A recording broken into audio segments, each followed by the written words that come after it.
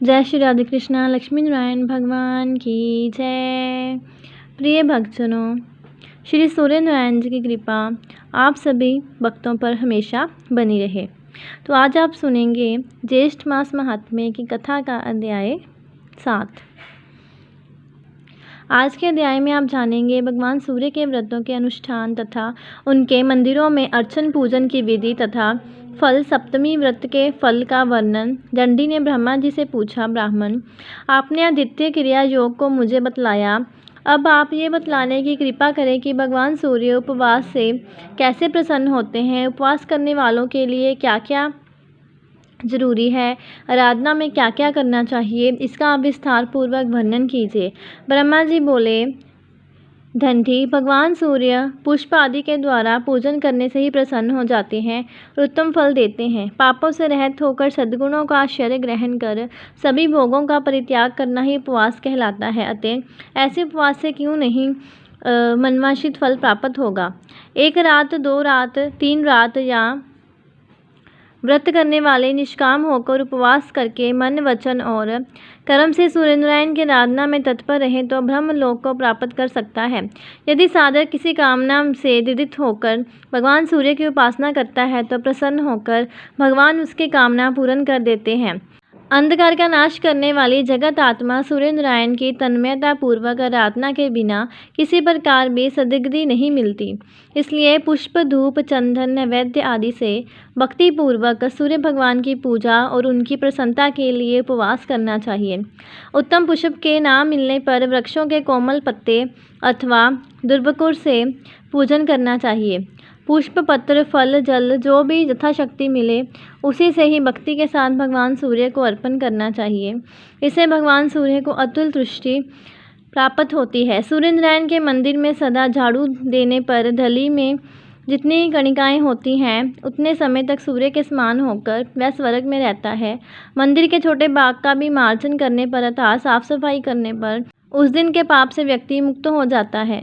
जो गौम्य से मृतिका अथवा अन्य धातुओं के चूर्णों से मंदिर में उपलेपन करता है वह विमान पर चढ़कर सूर्य लोक में जाता है। मंदिर में जल से छिड़काव करने वाला वरुण लोक में निवास करता है। जो लेपन किए हुए मंदिर में पुष्प बिखेरता है वह कभी दुर्गति नहीं प्राप्त करता। मंदिर में दीपक प्रज्वलित करने वाला व्यक्ति सभी ऋतुओं में सुखप्रद सवारी प्राप्त करता है। ध्वजा चढ़ाने वाले के ज्ञात और अज्ञात सभी पाप वायु के हिलने से नष्ट हो जाते हैं। गीत, वाद्य और नृत्य के द्वारा मंदिर में उत्सव करने वाला उत्तम विमान में बैठता है। गंधर्व और अप्सराएं उसके आगे गान और नृत्य करती हैं। जो मंदिर में पुराण का पाठ करता है उसे श्रेष्ठ बुद्धि की भी प्राप्ति होती है और वह जाति समर अर्थात सभी जन्मों की बात जानने वाला हो जाता है। दिन सूर्य की आराधना से जो चाहो वह प्राप्त कर सकता है। इनकी आराधना से कई लोग गंधर्व, कतिपय विद्याधर, कतिपय देवता बन गए हैं। इंद्र ने इनकी आराधना से ही इंद्र पद प्राप्त किया है। ब्रह्मचारी, गृहस्थ और वानप्रस्थ एवं स्त्रियों के भी ये उपन्यास हैं, यही उपास्य हैं। जितेंद्रिय सन्यासी भी इनके अनुग्रह से ही मुक्ति को प्राप्त करते हैं क्योंकि यही मोक्ष के द्वार हैं। इसी तरह सभी वर्ण और आश्रमों के आश्चर्य एवं परम गति भगवान सूर्य ही हैं। अब मैं काम्य उपवास और फल सप्तमी का वर्णन करता हूँ। फल सप्तमी का व्रत करने से सभी पाप नष्ट हो जाते हैं और सूर्यलोक की प्राप्ति होती है।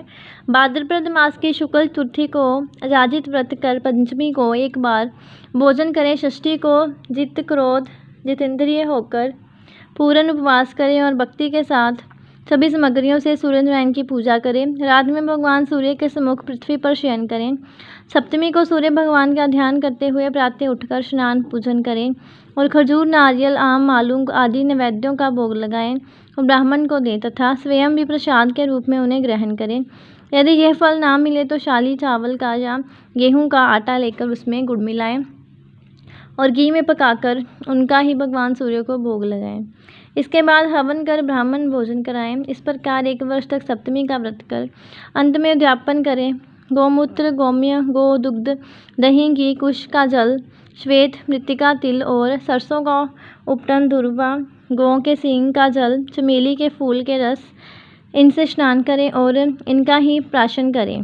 ये सभी पापों का हरण करने वाले हैं। सभी प्रकार के फल, सस्य संपन्न भूमि, धान्य युक्त भवन, बछड़े के साथ गौ, विदुम के साथ ताम्र पात्र और श्वेत वस्त्र ब्राह्मणों को दें। जो शक्ति संपन्न हो वह चांदी अथवा आटे के पिष्टिक फल और 2 वस्त्र दे।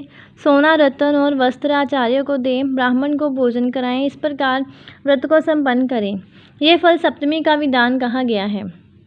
यह अतिशय पुण्य में सप्तमी सभी पापों का नाश करने वाली है। इस दिन उपवास कर मनुष्य सूर्य लोक को प्राप्त करता है। वहाँ देव, गंधर्व और अप्सराओं के साथ पूजित होता है।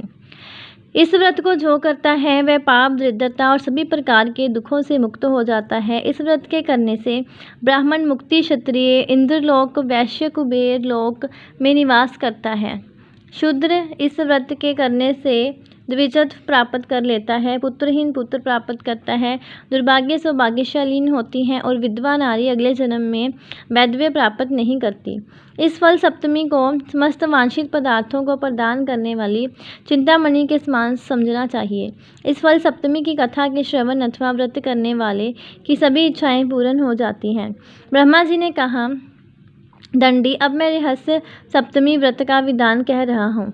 इस व्रत के करने से अपने से आगे आने वाली 7 पीढ़ी तथा पीछे की भी 7 पीढ़ी के कुलों का उद्धार हो जाता है।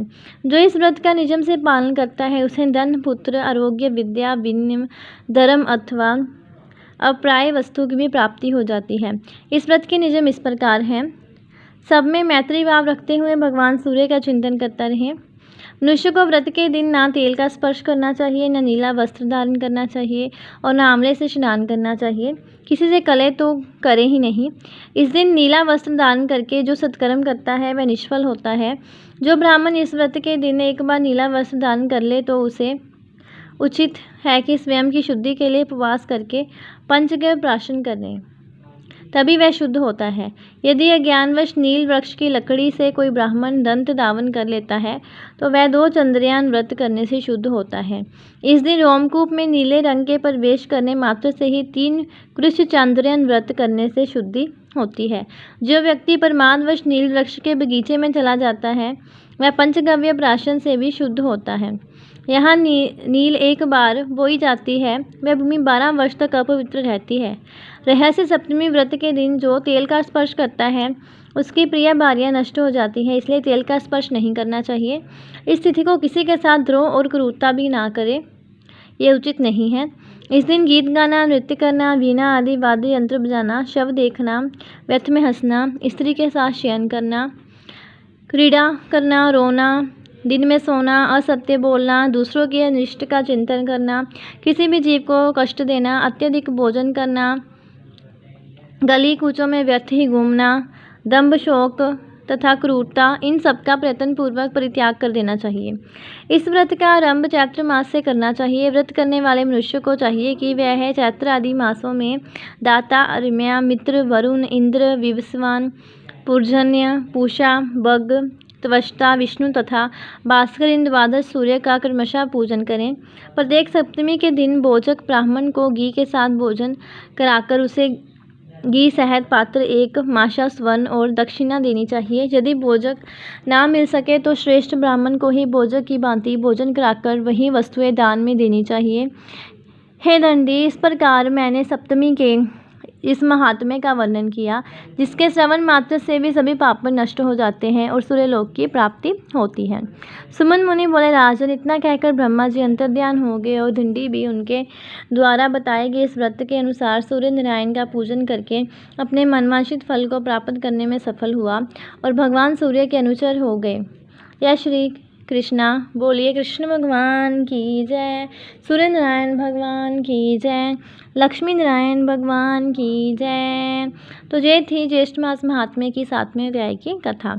ऐसी और कथाएं सुनने के लिए और जानकारी प्राप्त करने के लिए चैनल को सब्सक्राइब करें और वीडियो को ज़्यादा से ज़्यादा शेयर करें। जय श्री राधे कृष्णा।